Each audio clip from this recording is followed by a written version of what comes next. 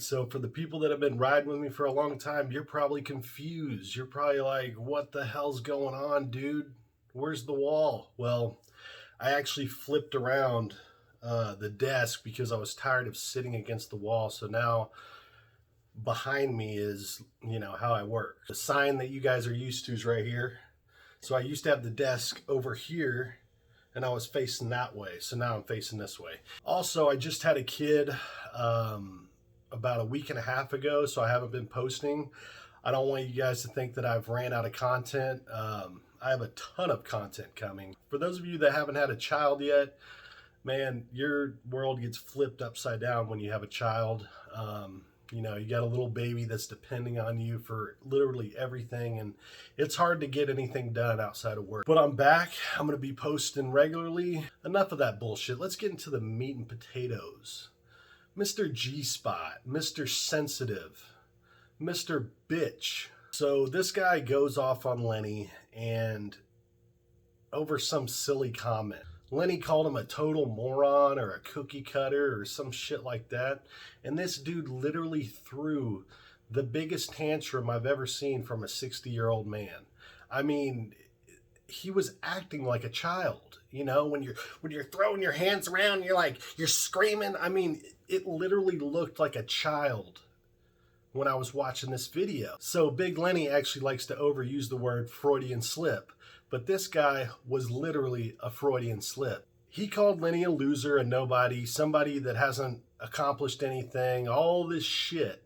And it was a complete Freudian slip. Why? Because if Lenny was a loser, a nobody, why the fuck would it matter if he called you a complete moron? Obviously, this guy doesn't think that about Lenny. He's got some type of emotional connection to Lenny, but it also exposes this man for what he is. When you react that dramatically to somebody calling you a complete moron, it really shows that this guy believes that he is a complete moron. I can give you several examples. When people call me a no-lifting, potato-looking motherfucker, it doesn't affect me because I know the numbers that I put up. I know the progress that I've made. When things are untrue, they shouldn't bother you, right? So if somebody calls me a moron, it's not going to bother me because I know that I'm not a moron. I know that I'm not a loser. I know that I'm not a non-lifting potato. And supposedly this guy's a life coach. I mean, come on, man. If you're a freaking life coach and you're coaching somebody to be the best that they can in life, and one of your clients comes across one of these videos of you freaking out over someone calling you a moron, I would fire that guy immediately. I mean, what kind of freaking life coach gets that emotional over a word? You know what I'm saying? I would think that a life coach would be the most immune person to such silly shit. Brad brought up on the podcast that, you should never go after somebody's business. For the most part, I agree with that. But when you're a business owner, you have to represent your business at all times. You cannot conduct yourself in this manner. I think the pushback that he is getting is deservable. When you're a business owner and you have a public business, especially tied to somebody like Dave Palumbo, you cannot conduct yourself like a 5-year-old. There are going to be negative consequences for you acting like a jackass. And where he fucked up is going after somebody that's not a loser. Lenny has impacted thousands and thousands of people. He may not be the most motivated person. I mean, when it comes to lifting and, getting his meals in, he's motivated, but Lenny may not be the most motivated person when it comes to making money, building businesses. With his following, I mean, he has a cult-like following. Lenny could easily make 6 figures off of his following, but he, outside of bodybuilding and eating, he doesn't really care about anything outside of that. He just wants to eat, sleep, and train. But the big difference between Lenny and this guy is it took me, almost an hour to find out who this guy was. I assumed he was some bodybuilder that was tied into, all those other guys in the show. he was big at one point, but I mean, dude, who gives a fuck? It's a dime a dozen. Bodybuilders are a dime a dozen. None of them are special unless you're, a once in a lifetime type bodybuilder. You see these guys all jacked up, and it's like, dude, they're a dime a dozen. So outside of that, what has he done? He's calling Lenny a loser, but really, what has he done besides, wear panties on a stage? To me, here's one guy who it took me almost an hour to find out, like, what he's done. I know that he was a Marine, and I commend him for that. But outside of that, dude, he was a bodybuilder. He was in Muscle Mag. Like, first of all, I don't even know why the fuck men buy Muscle Mag. If I had somebody with a stack of magazines that were guys in their underwear all jacked up, I would question their sexuality. So I don't get this whole Muscle Mag shit anyways, but apparently he was a bodybuilder. He was in Muscle Mag. He had a impressive physique, but who gives a fuck? Does that mean that you're a winner in life because you got juiced up and became a great bodybuilder?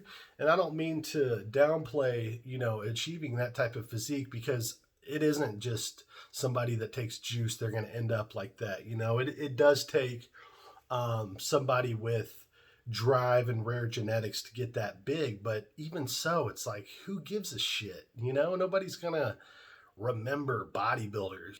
If you're not Ronnie Coleman, Jay Cutler, those type of bodybuilders, you're a nobody. You're really a nobody in life, unless you've done great shit outside of that. And I may be speaking out of my ass because I don't know much about this guy, but at the end of the day, man, Lenny has thousands and thousands of people that love him. They have an emotional connection to Lenny. It would take me 30 seconds to figure out who Lenny is, what he's about, versus Mr. G-Spot, where I have to spend 40 minutes just to find that he makes some cookies.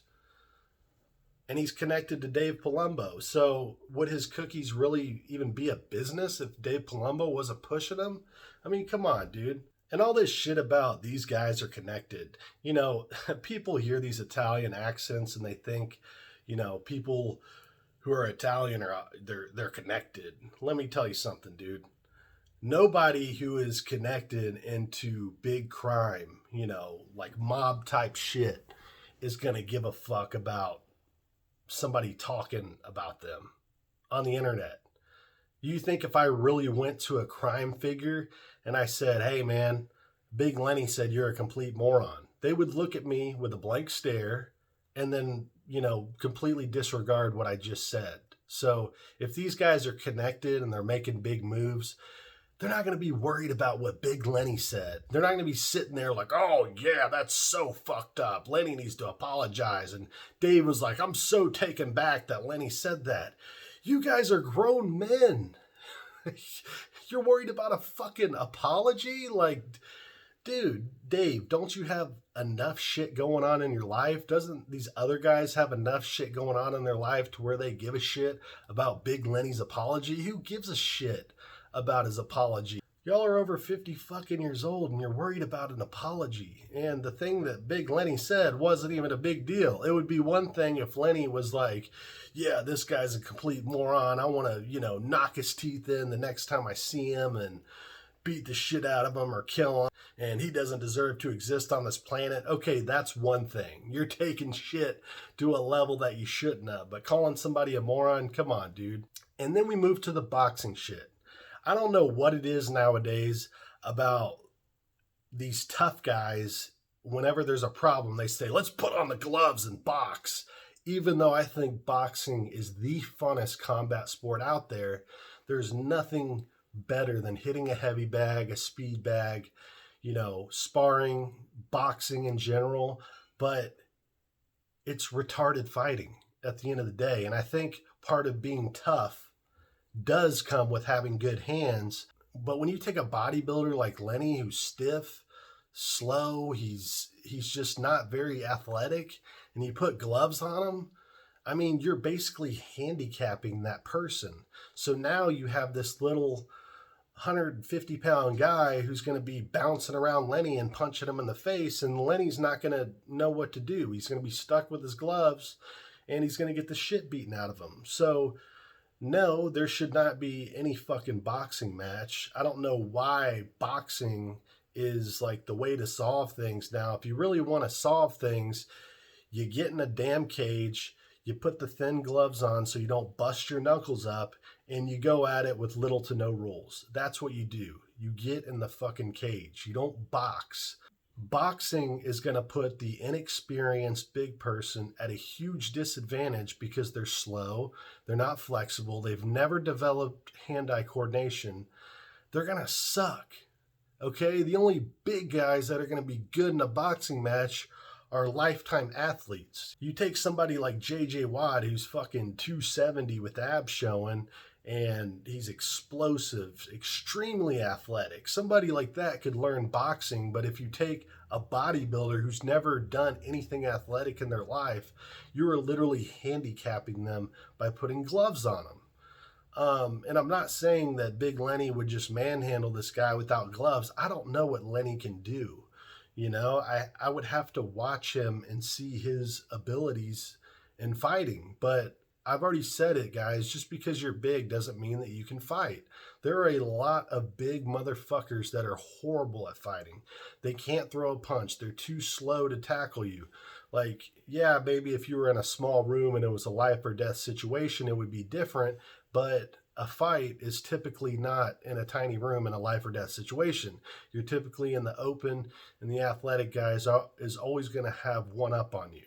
He's always going to have one up on you, because even if you're strong as fuck and you can throw these powerful haymakers, if you're going against somebody that knows how to prevent from getting taken down, dodge your punches, counter punch, and even a lot of these, 160, 170 pound guys that have been training their whole life, they're going to let you take them to the ground, and they're going to position themselves on the ground to the point where they're going to let you tackle them. They're going to land on their butt, and they're going to have your head and your fucking neck all choked up, and you're going to be screaming for your life. So, I don't know what this Mr. G-Spot is trained in, but if he's only trained in boxing, if I was Lenny, I would just be like, fuck that. No, we're doing, we're getting in the cage and we're doing it that way. And if this guy doesn't have several years of jiu-jitsu under him, he has not a big advantage on Lenny, because if Lenny gets a hold of him and he doesn't know how to stop Lenny from taking him down, he doesn't know how to maneuver himself on the ground to leverage himself against Lenny, and you can, half the size of somebody, beat their ass even on the ground, but you have to be trained. You can't be a guy that just goes in there with boxing skills and think that you're going to be able to handle yourself on the ground. You have to know how to handle takedowns. You have to know how to maneuver yourself into positions where if somebody takes you down, you got their fucking neck locked up and jarred up to where they're screaming for their life after they take you to the ground. So Dave Palumbo egging it on, making Mr. G-Spot out like he's some god at fighting. Like, if the dude has boxing skills, great. He's a retarded fighter. That's all he is. So great, he's a retarded fighter. Lenny should never box him. That's the end of that. Mr. G-Spot would never step into a cage if he doesn't have any jiu-jitsu skills. I can give you guys plenty of real-world examples of people calling me shit that had no effect on me. So after I made the J Masters videos, he went on to say that I was a clown, I was a loser, I was autistic, I was a homo, and it's like, why did I not make any videos after that? Because it holds no weight. It doesn't mean shit. I know I'm neither of those things, so I'm not going to waste my time on camera defending myself. It's fucking made up shit. So if Mr. G-Spot is truly not a moron, he should not have wasted his time, going at Lenny and letting this shit eat himself up inside all week. You know what I'm saying? I understand if he talked to Dave Palumbo and he's like, hey, Lenny's talking shit, we need to get him off the show. But you do that behind closed doors. You don't make a fool of yourself. When you're that emotional, you're exposing the situation. And the situation is that you have some self-esteem issues. You probably do think deep down inside that you are a moron, or you call yourself an idiot or something. And when somebody else says it, it eats you up inside. People that don't believe the things that other people call them, they don't react to it.